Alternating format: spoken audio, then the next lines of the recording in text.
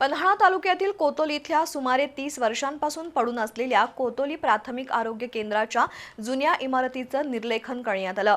दीर्घकाळ प्रलंबित असलेली ही प्रक्रिया अखेर मार्गी लागल्यानं ग्रामस्थांमधून समाधान व्यक्त होतंय।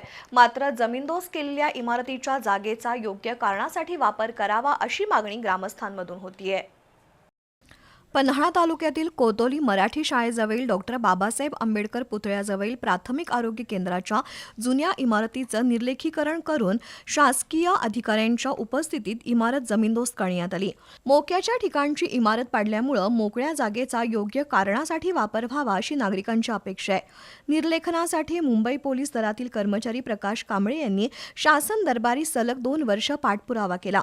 त्यांच्या प्रयत्नांना अभिजित कोतोलीकर, अविनाश कोतोलीकर यांचा सहकार्य लाभलं। पन्हाळा तालुका आरोग्य अधिकारी पी.बी. गायकवाड, कोतोली प्राथमिक आरोग्य केंद्राचे आरोग्य अधिकारी डॉक्टर जयदीप रेवडेकर तसंच कोतोलीचे ग्रामविकास अधिकारी रामसिंग वळवी, ग्रामपंचायत सदस्य अजित कांबळे यांच्या उपस्थितीत निर्लेखनाची प्रक्रिया पार पडली।